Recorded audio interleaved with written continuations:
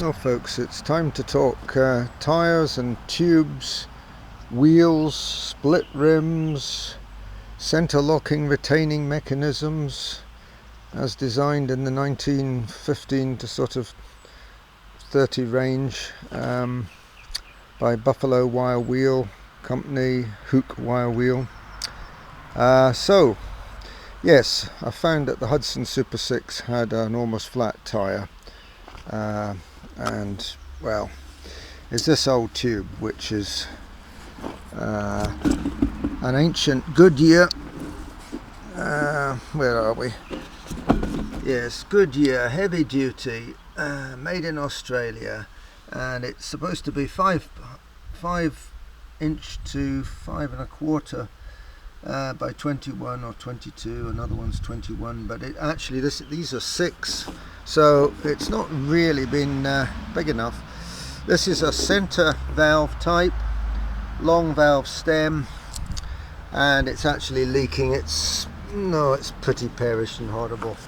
There's no way it's going back, and if that's the state of the tube on the other side, this is the tyre. I think the people in Australia, and indeed the last UK owner, got as much as they could out of that old tyre. They're pretty old. I wouldn't like to say it's a Dunlop 90 made in Australia. Somewhere probably there's a date code, but it's not 21st century, that's for sure. Now the Hudson wire wheels have a great system for changing tyres. You've got this recess, so you just you insert your tube into your new tyre, and then you put this protective flap in as well, getting it well round each side, and that protects against the spoke heads or anything like that might chafe it or burst it. Then you, having dropped that whole lot over the wheel down to that point, you press it down and then insert this locking ring, which when the tyre's inflated is completely captive, and it's got a little bit where you can get a screwdriver in just to start it. So believe it or not, these tyres are apparently the same size. This is a new Ensign wired on tube type 621. These are a budget tyre. I think they actually are similar to a traditional Dunlop pattern. I don't know which one. Anyway, you can see they look a lot narrower, but I'm guessing they'll expand when they're inflated. I'm hoping to use this protective flap again. I don't see why it shouldn't go in. So while we're here, this is an opportunity to show you. Well, this is a damaged one, and actually I took the wheel when the tyre was on it down to J McKean engineering at Dumfries, and was delighted to hear that there's a possibility of reverse engineering this, or the alternative would be to try and build it up a bit where it's been badly battered, but it's been nickel plated, which could create complications. I guess that would have to all be ground off.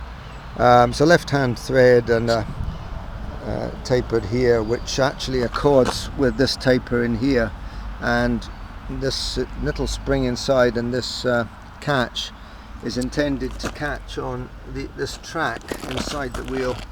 That prevents it from undoing, and it's also got a reverse thread on the right hand side of the vehicle and the opposite thread on the other side. So it was considered a very good system in its day. So there's a possibility that it can either be tidied up or duplicated, possibly in brass, possibly in an engineering grade of aluminium, or even conceivably in steel, but I think something softer perhaps than the steel wheel would be better. Now the inside of the wheel is driven by these six pegs that come out and engage with these holes, and there's also another taper there which engages on a projection on the hub, which I'll try and show you, light permitting, in this shed.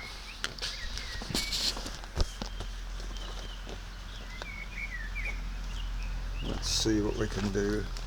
A bit dark in here, I'm afraid. Right, you should be able to see this, I hope, folks. So, yes, Houk or Houk, or Buffalo Wild Wheel Company of Buffalo, New York, upstate New York, near Niagara Falls. I've been there. And the building still stands opposite the old, let me see, Piazzano factory on the other side of the street. Repurposed now, but it's unmistakably the one that's in there advertising from the 1920s. So yeah, that brass piece, you put your wheel onto these pegs, the inside face goes onto that there, that's like taper, and you screw it up anti-clockwise, and a little catch should hold it.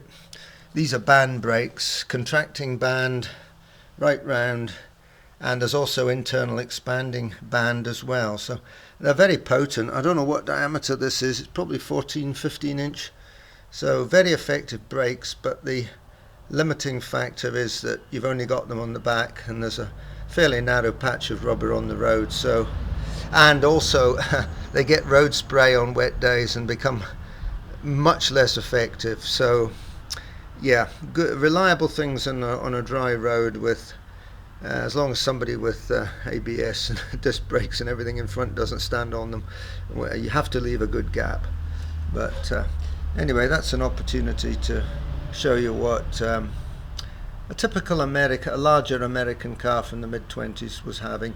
This was about the 1 or 2 years before four-wheel brakes were widely adopted, and soon after, in fact, hydraulics started to come in. This is all rod actuated. So that's all for now, folks.